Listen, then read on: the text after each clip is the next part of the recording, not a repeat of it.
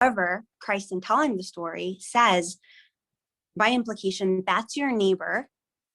And more importantly, that's the level of action of mercy that you display. You don't just do half of it. You don't just kind of recognize and acknowledge. You recognize, acknowledge, you move from your heart, and then that action is completely fueled by good intention. You're not even looking at any of those things that would prevent you from acting in mercy. And another way to kind of understand mercy is by understanding what it's not. So mercy versus sacrifice. Christ desires mercy, not sacrifice. What does this mean? When we look to the Gospels, and again, just kind of taking this in context, this was like the preamble, if you will, of all of the different conversations and encounters that Christ would have with his followers, people, and most importantly, like I said, the Pharisees, who, if anything, were kind of like the metric at which behavior and action was, like, you know, how they acted, how they displayed, how they dealt with people. That's kind of who they looked to, because they themselves looked to their forefathers, and they had books in the Old Testament basically outlining what true behavior would be. You know, books like Leviticus, books like Deuteronomy. And so they basically did only with what they knew. But Christ calls them out on a lot of their behavior because he realizes that it's not true. Like their heart's not in it.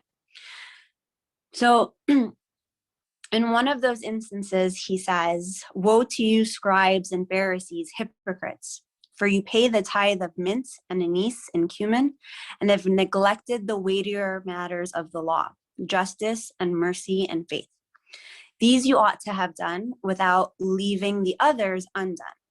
Blind guides who strain out a gnat and swallow a camel." I'm not going to even get to that last verse because it took me a while to figure out what it means to strain out a gnat and swallow a camel. I don't know.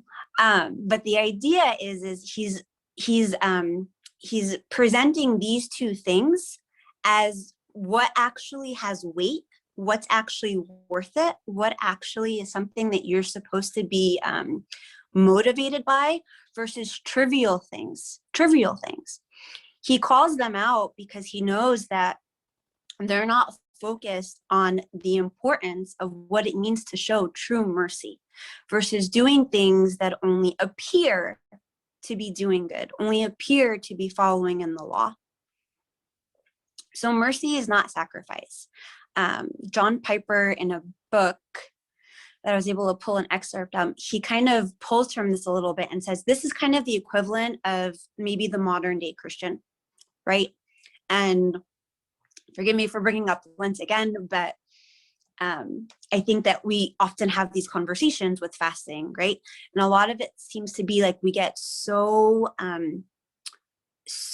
specific with like trivial things about fasting, or trivial things about the religious aspects of being Christian, and whether or not we did this and we did it the right way. And if, you know, we didn't have this type of food, and well, it's okay because it's vegan cheese and it's vegan, like, just, we get so caught up in those little specifics and things, and we completely lose sight of what's important.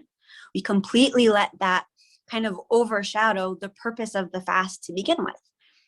You know, God doesn't care if we're completely getting like neurotic about what we eat and what we consume and how many, like, ultimately what he's concerned about is the trueness that the weight that we put on the trueness of something like mercy, of true compassion.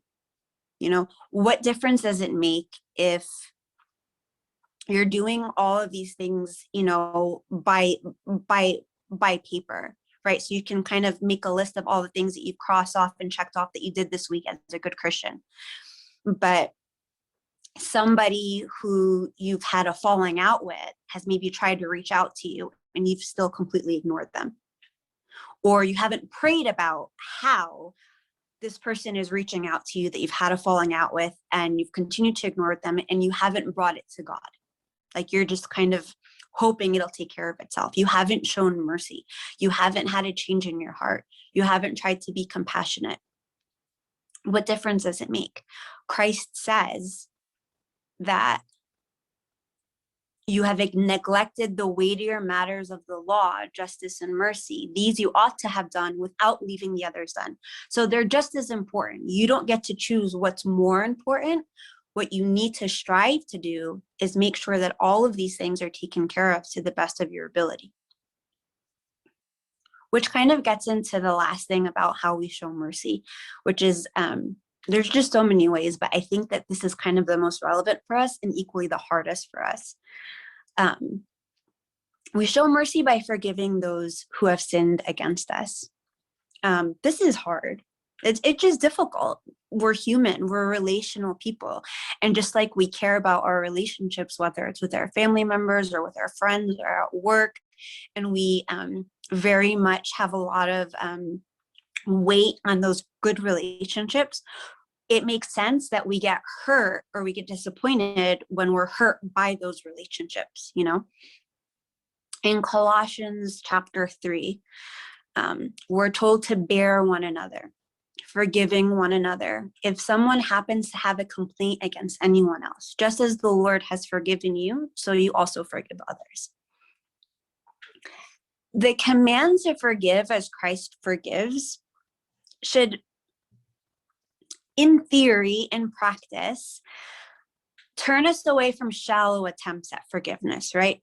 Where it's like, whatever, I'm over it, I forgive you. But you still secretly, truly have a little bit of resentment in your heart and you can't stand the sight of the person, or like you harbor these feelings, which is understandable because of the fact that we're human and we're flawed and we're not perfect. But the idea behind this first beatitude is not perfection. It's not that we're going to be these pillars of mercy everywhere we go, and we're always going to be this like bright light whenever we encounter someone in distress or someone who's undeserving of. That's not the point. The point is despite having hard feelings, despite feeling hurt, despite feeling wounded, what am I doing to overcome that? Am I trying to grow in my mercy?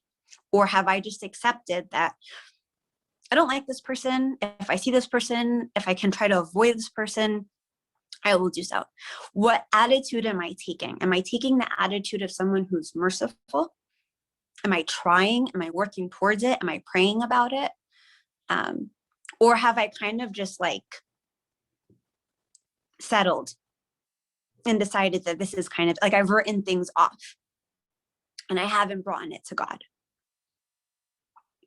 Again, it's not to say that we don't recognize that some people are difficult to be with or work with, or relationships are just, endure tension sometimes. I mean, if you have siblings, if you have family members, if you know that that's kind of, part of it, it's par for course. It means, again, that we love them through those events, through the tension, through animosity, through the hostile, through situations that happen, because it will happen.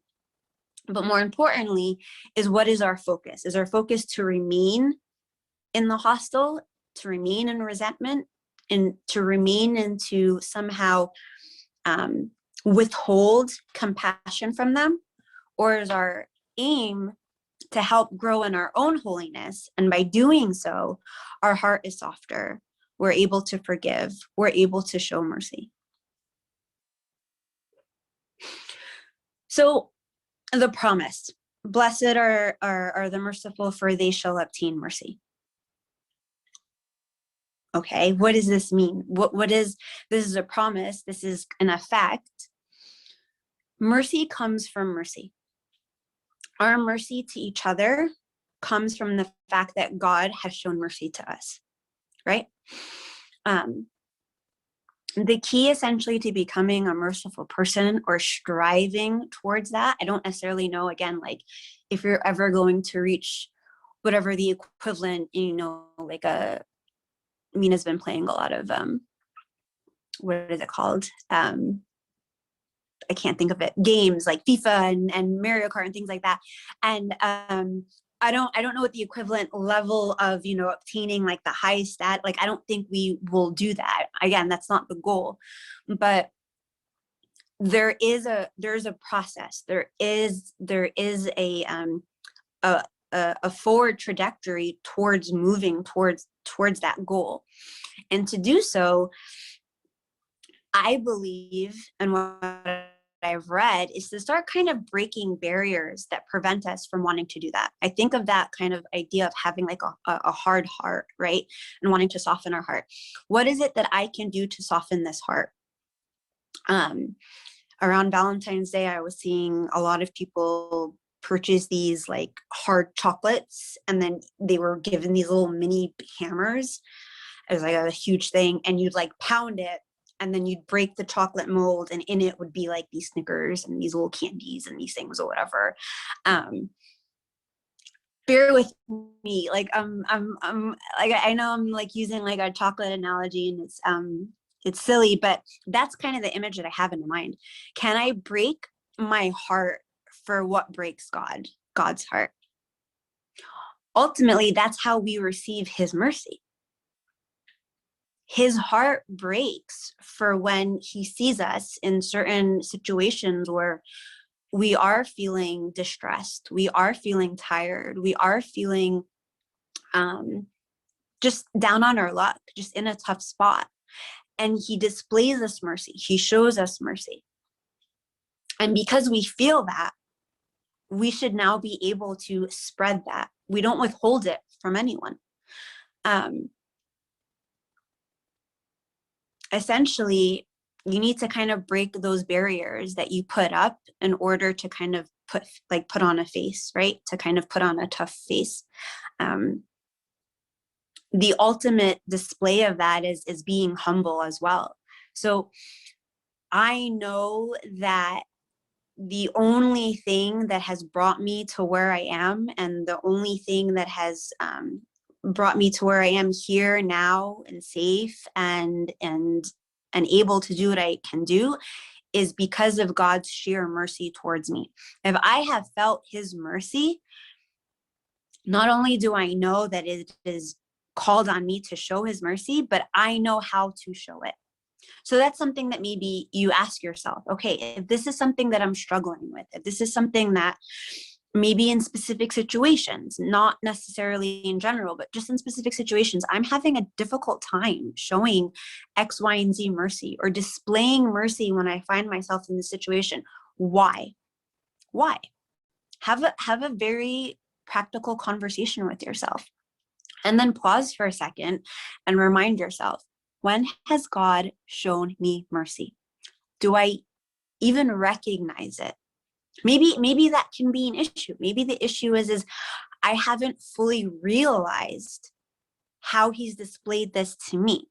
I can only give what's been given to me. It's very hard to find someone who's been abandoned and abused and expect them to be able to show so much love for strangers, right? If they themselves have never been shown love, if they themselves have never been shown mercy or compassion or hospitality, how would they just think to do it? How would they just know to do it organically and then continue to do it when it's very difficult? Because that's the kicker. Remember what we said, is to not just do it freely, but true mercy comes when it's very difficult to give mercy. So we know where mercy comes from.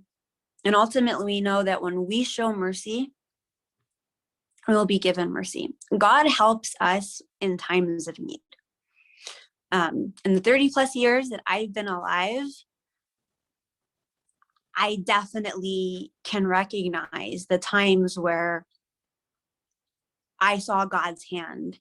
I saw his merciful hand in place of situations, in circumstances, in even in dialogues, even in it doesn't always have to be this dramatic kind of picture that we see, that we're used to maybe seeing in the scripture with prophets and whatnot.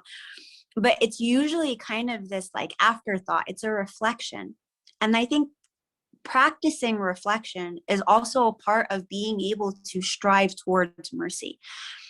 So like I said, having that practical moment where either you're journaling, you're speaking to your father of confession, your spiritual father, a friend, a mentor, and really trying to take the time to reflect on moments where God has displayed mercy, compassion, has taken compassion on you.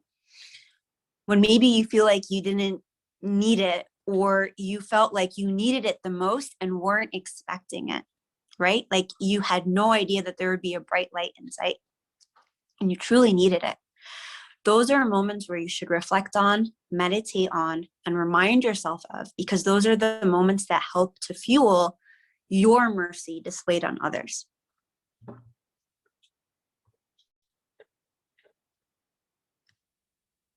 How are we on time? So the next beatitude, blessed are the pure in heart, for they shall see God. So this is verse 8. And I kind of wanted to get into a little bit of like word meeting, because I thought this was interesting. I mean, if you guys know Greek or anything like that, and you're doing a Bible study, more power to you. Definitely allows you to delve deeper into the meaning and the purpose behind the words.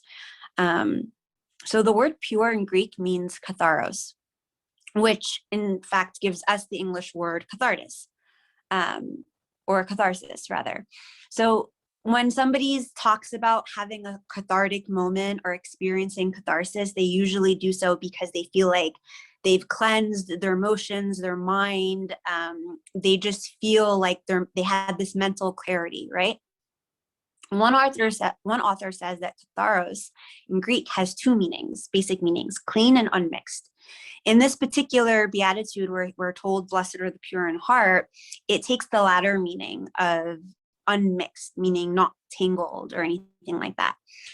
So, when you have pure, unadulterated milk, full fat milk, it's not skim milk, it's not 1%, it's not fake milk, trying to pretend to be real milk, things like that. When you have pure gold and there's no other metal mixed with it or anything, it's just completely pure, right? There's nothing that somehow has adulterated its pureness. Or also like a purebred, things like that. That's kind of the meaning of it.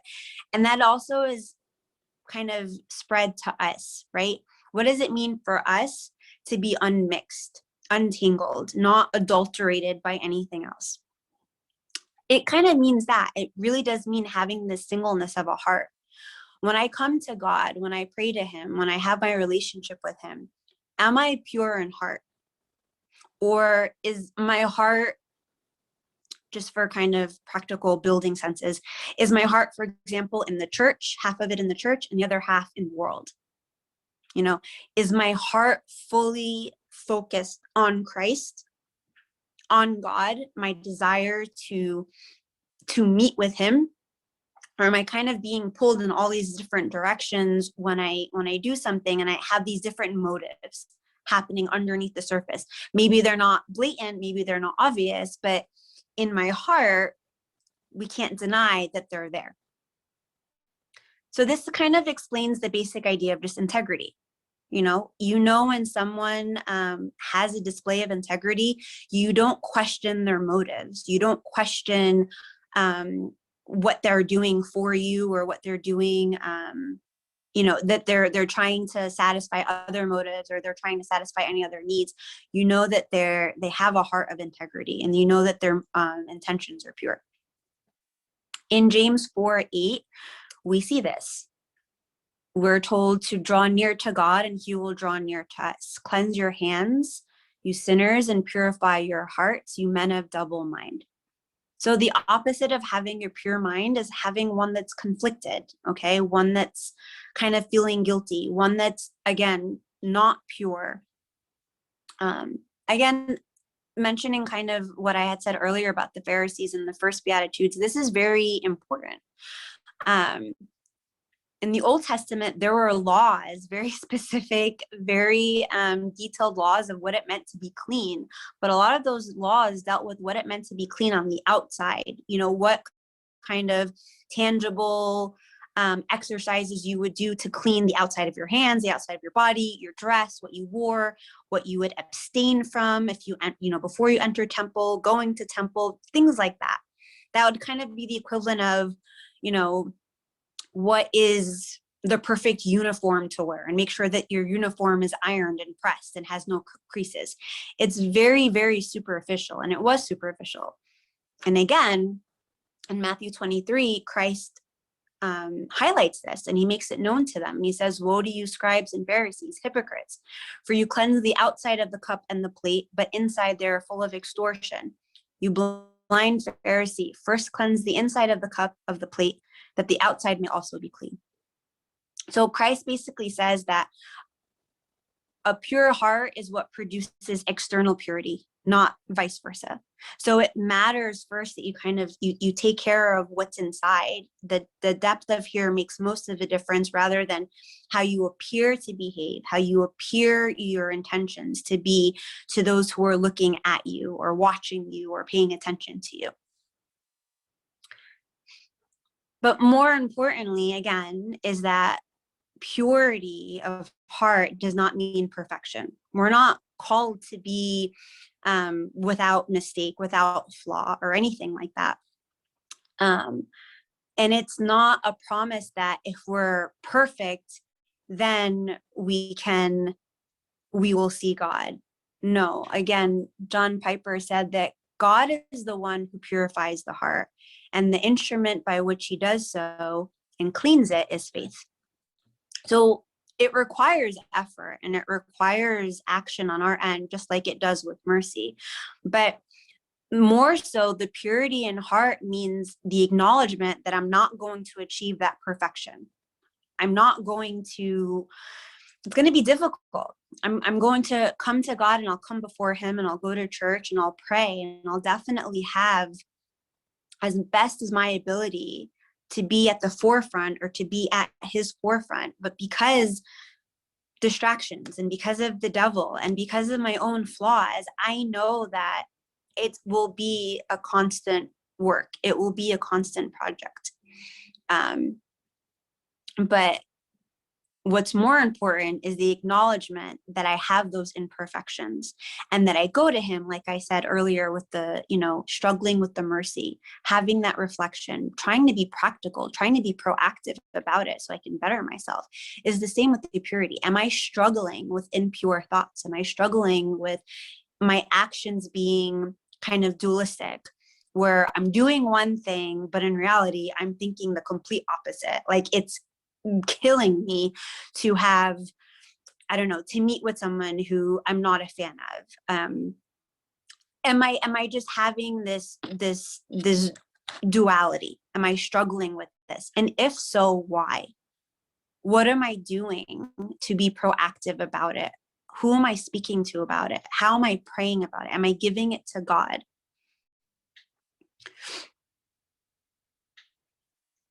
So to do this, to try to strive for this, we're told that we will see God. St. Augustine says, "To behold God is the end and purpose of all of our loving activity." So essentially, this is what we should always be striving to do, because at the end, if we're told we will see God, well, that's the ultimate goal, right? We want to be in his presence. We want to witness him. We want to feel him. If nothing else, then why are we here? What is it that we're doing? Who is it that we're living for? Who is it that we're trying to glorify our works with? And the idea behind it is that we don't necessarily see him with the physical eye, but we see him with the spiritual eye. I see him, or I try to see him, or I feel him in everything around me. I know for me personally, it's hard to do that on a daily basis, with work, with life, with everything that's happening, and things that just kind of bombard you with the news, and just things happening all over the place. I can't even pick an issue. You pick an issue from the 2020 hat, and that can bombard you enough, right? But I know that sometimes if I go somewhere like to the ocean or to the mountains, and I see him in nature, I feel his presence. You know, anytime I see a sunset, I see his artwork. I understand his majesty. To continue to work toward purity is to feel his presence and his glory in the storm. Not necessarily for me to go out of my way to Newport Beach, for me to sit by the water, although that's still great. I totally will still always feel his presence and his calm and his grace and his mercy. But to continue to feel his presence and to know that he's there and to know that he's there with us is to still be able to feel that when I can't get to calm, when I'm in the middle of the storm, when I'm in the eye of the storm. And to do so is to work on our purity. How can we work on this? In Psalm 139, David says, "Search me, O God, and know my heart. Try me and know my anxious thoughts, and see if there be any hurtful way in me, and lead me in the everlasting way." Again, we're not called to perfection in our purity, but we do need to work on it. And the way that we do this is we ask God to search me, to know my heart, to try me, and to help me through this. So the last one, the seventh Beatitude. Blessed are the peacemakers, for they shall be called sons of God. This is kind of nice because I think it's a perfect transition. So before this, we're told to, blessed are the pure in heart. And now we're told, blessed are the peacemakers. So it's very fitting that Christ is saying you must first work internally on your heart before now calling us to be peacemakers, right? I can't necessarily take on that call when I have this internal strife or I have this duality that we spoke about. And now I'm called to be peacemakers among people. And very specifically, he says peacemakers, not peacekeepers. It implies a more active role. A peacekeeper is, well, there needs to be peace. It kind of just needs to happen. And then you're sent there and you're basically just doing maintenance, right? Which is still, a very noble and hard job, but it's much difficult to promote peace, to create peace, to cultivate that from the beginning, in addition to maintaining, right? So we're asked to make peace very much more active. And essentially, this means reconciliation where there's hostility. One way to understand this is the difference between what I think is a peacemaker and a pot stirrer. Okay. If you've ever heard that term of a pot stirrer, someone who likes to stir the pot, someone who likes to kind of cause trouble, someone who hears something and kind of passes it on and gossips. Someone who hears somebody venting to them or maybe talking to them about something, and they're also kind of highlighting, underlining, like, yeah, what they did is wrong. Oh my gosh, that was horrible. Yes, I can't believe that. Like, they're just kind of like goading them and riling them up and things like that. That's the difference between a peacemaker and a pot stirrer, right? There's different goals. There's different things that they're trying to accomplish, and that the pot stirrer is really just kind of getting that person all worked up and not calming them down. I would argue making the situation worse. Whereas a peacemaker is really trying to see, how can this be settled? How can this be resolved? How can we reconcile the hostility? One of the practical ways to do this is peacemakers know that they need to listen to the hurt behind the words. So I read that a Chinese proverb says, seek to understand before seeking to be understood. And I think we do this, again, very practical step. I think we struggle with this a lot in just our everyday kind of life. I know even growing up back home, everything's just on the pace and you're just kind of moving really, really fast. And it almost feels like if you don't get a word in, if you don't say something, if you don't have the last word in, it's almost like this weird loss or defeat or a sign of weakness. The same idea is behind a peacemaker. You're not looking out for yourself. You're not concerned with whether or not you're looking weak. It's not a question of strength or anything like that. It really is to try to understand before wanting to be understood. So it really is a forward looking at the other versus the self, much like being merciful, much like pure in heart, right? There's an outward that you're looking at.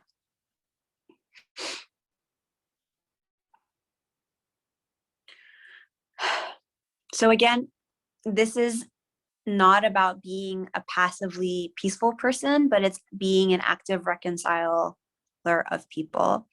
In Matthew, again, same chapter 23, says that if we go to the altar and we offer a gift and realize that somebody has something against us or somebody has wronged us, that we need to leave the gift, reconcile with the person, and then make the offer to God. A lot of this is kind of joining in hand with the previous Beatitude, right? A lot of it is working on the self. A lot of it is also kind of suppressing, like working on yourself by suppressing the self and paying attention to the other, right? Doing these outward actions. But I think what's very important to recognize, just like the practicality of realizing that we're not going to be perfect, in Romans 12, we're told, if possible, so far as it depends on you, live peaceably with all people. Meaning there's an understanding that it's not going to always work out that way. It's not going to always be this, picture of peace in our lives always, all the time. There is tension, there will be differing opinions, things like that. There will be situations that arise.